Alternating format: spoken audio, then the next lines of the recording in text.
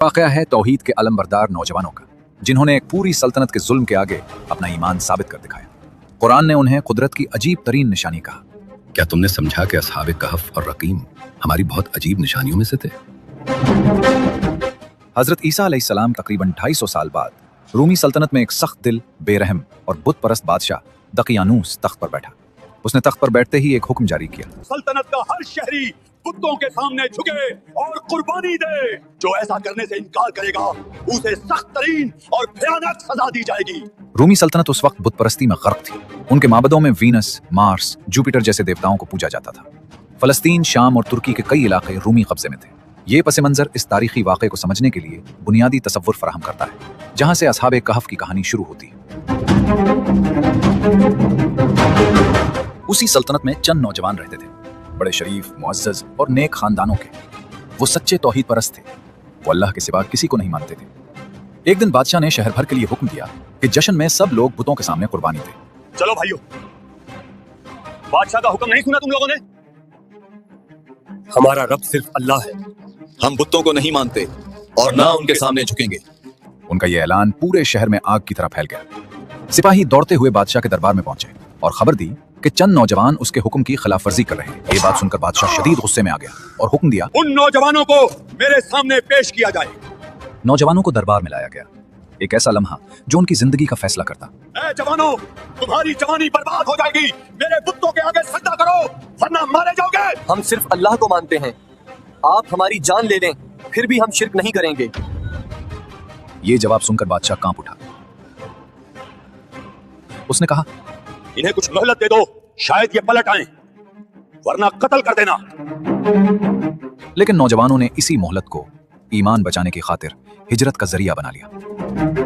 वो खामोशी से शहर से निकले और पहाड़ों की तरफ सफर शुरू कर दिया। रास्ते में इन्हें एक चरवाहा मिला जो खुद भी तौहीद का अलंबरदार था और उसके पास एक कुत्ता भी था। चुनाचे चरवाहा भी इनके साथ शामिल हो गया और जब ये सब जाने लगे तो कुत्ता भी इनके पीछे चल दिया। लोग कहेंगे वो 3 थे, जान लो चौथा उनका कुत्ता था। और कुछ कहेंगे वो 5 थे, जान लो छठा उनका कुत्ता था। और कुछ कहेंगे वो 7 थे, जान लो 8वां उनका कुत्ता था। कह दो ये सब गैब में तीर चलाना है। मेरा रब इनकी सही गिनती बेहतर जानता है और इन्हें चंद लोगों के सिवा कोई नहीं जानता। पहाड़ों के दरमियान चलते चलते ये लोग एक ऐसे पहाड़ तक पहुंचे जिसके अंदर एक कदीम, खामोश और महफूज गार मौजूद थी और वो उस गार में पनाह के इरादे से दाखिल हो गए। जब वो नौजवान गार में पनाह गुज़ीन हुए तो उन्होंने कहा, ए हमारे रब, हमें अपनी तरफ से रहमत अता फरमा और हमारे काम को सीधा कर दे। थकन ने उन्हें बेबस कर दिया और वो गार में लेट गए। फिर अल्लाह ने उन पर वो नींद तारी कर दी जो आम इंसान की नींद नहीं थी। ये अल्लाह की कुदरत से पैदा की गई तवील, महफूज, मौजिज़ाती नींद थी। हमने गार में उनके कानों पर कई साल तक नींद तारी कर दी। तुम उन्हें जागता हुआ समझते मगर वो सो रहे होते और हम उन्हें दाएं और बाएं करवट दिलाते रहते। सूरज तुलू होता तो रोशनी दाएं तरफ मुड़ जाती, गुरूब होता तो बाएं तरफ हट जाती। गार की बनावट ने रोशनी को उन तक पहुंचने नहीं दिया। उनके जिस्म सलामत रहे। कोई आवाज उनके कानों तक नहीं आती थी। कुत्ता दहाने पर पहरेदार की तरह बैठा रहा। ये नौजवान 309 साल तक यूं ही सोते रहे। जब नौजवान शहर से निकले तो बादशाह दकियानूस फौरन अपने सिपाहियों के साथ उनके ताक़ुब में रवाना हुआ। पहाड़ों की तरफ जाने वाले रास्ते में उनके कदमों के निशान बिल्कुल साफ दिखाई दे रहे थे। 3 नौजवान, एक चरवाहा और उनका कुत्ता। सिपाही झुककर निशान देखते और बादशाह सख्त नजरों से उन्हें आगे बढ़ने का हुक्म देता रहा। बस करो बेवकूफों, निशानात का पीछा करो जल्दी। आखिरकार ये तमाम निशानात एक सुनसान, खामोश गार तक ले आए। बादशाह सलामत, यहाँ से निशानात अंदर जा रहे हैं लेकिन वापस आने का कोई निशान मौजूद नहीं। बादशाह ने फैसला किया, चाहे ये नौजवान जिंदा हों या मर चुके हों, उनका वजूद इस सल्तनत के लिए खतरा है। लिहाजा उन्हें इसी गार में कैद रहना चाहिए, हमेशा के लिए। गार का दरवाजा पत्थरों से बंद कर दो ताकि ना ये निकल सके ना उनका फितना शहर तक पहुंचे। जी बादशाह सलामत। जब नौजवान गार में सो रहे थे, दिन, साल, दहाइयां और फिर सदियां गुजर गईं। दकियानूस मर गया। उसके बाद कई बादशाह आए और चले गए। रूमी सल्तनत में जबरदस्त सियासी तब्दीलियां आई। हत्ता कि एक ऐसा दौर आया जब रूमी सल्तनत में पहली बार ईसाइयत को सरकारी मजहब का दर्जा मिल गया। 313 ईस्वी में बादशाह कॉन्स्टेंटाइन ने मसीहियत कबूल की। फिर जुल्म और तशद्दुद के वो तमाम कवानीन खत्म कर दिए गए जो दकियानूस के दौर में नाफिज थे। 380 ईस्वी तक पूरी रोमन एम्पायर ईसाइयों के जेर तसल्लुत आ गई। दूसरी तरफ नौजवान अभी भी उसी गार में सो रहे थे। 100, 200 नहीं, 300 से जायद बरस।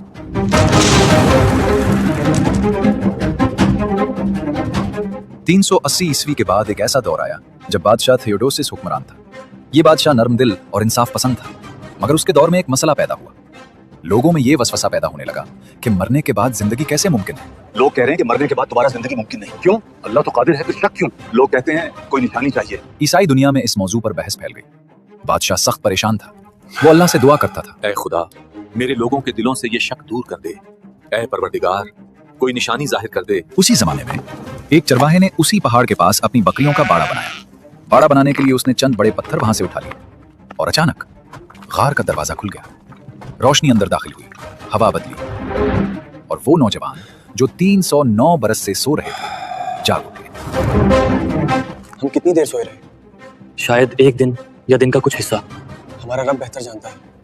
उन्हें लगा कि शायद एक रात सोए हैं।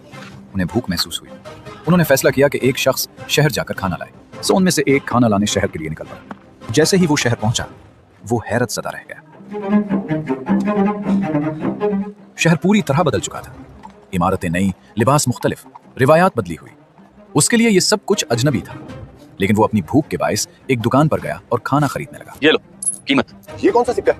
ये तो सदियों पुराना रोमन सिक्का लगता है। यही तो सिक्का यहाँ चलता है। ये क्या मसला है? बेटा, वो जमाना तो बहुत पहले गुजर गया। तुम आखिर हो कौन? क्या रोमन सल्तनत नहीं रही? दुकियानोस वो बादशाह नहीं रहा? दुकानदार समझा कि उसे कोई खजाना मिला है। लोग जमा हो गए और फैसला हुआ कि उस नौजवान को बादशाह के सामने पेश किया जाए। नौजवान ने अपना पूरा किस्सा सुनाया, दकियानूस के जुल्म की कहानी, उनकी हिजरत, गार में पनाह। बादशाह उसकी बातें सुनकर हैरत में पड़ गया। दकियानूस तो 300 साल पहले मर चुका है। लेकिन बादशाह सलामत। हम तो कल ही सोए थे। ये सुनकर बादशाह ने हुक्म दिया, हम फौरन गार जाकर बाकी साथियों को देखेंगे। बादशाह थियोडोसिस, दरबार के मुअज़्ज़िज़ अफराद और शहर के लोग सब मिलकर उस नौजवान की रहनुमाई में गार की तरफ रवाना हुए।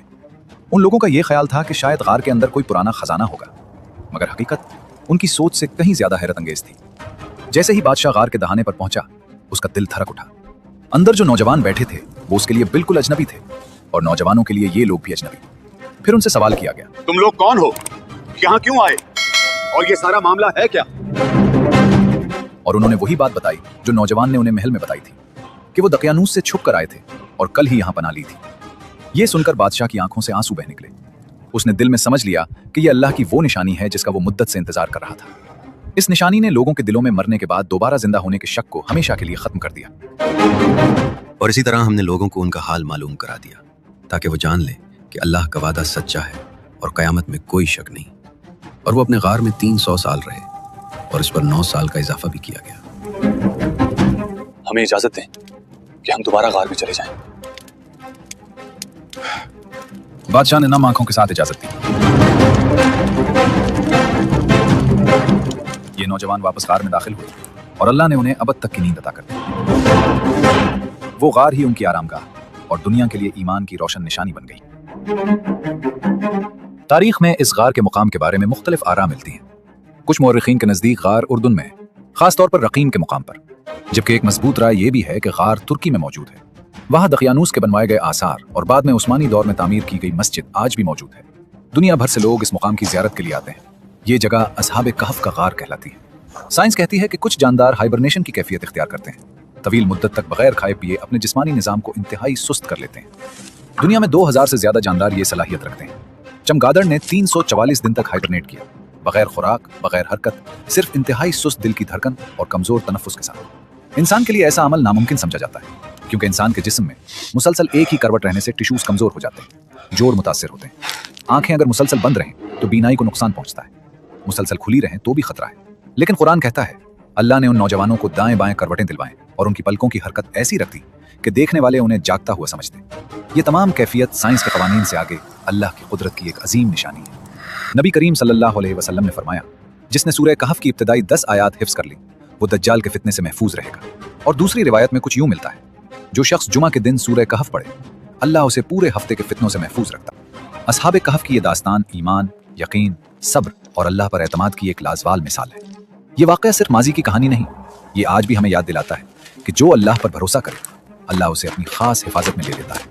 अल्लाह हमें भी असहाब कहफ जैसा मजबूत ईमान अता फरमाए।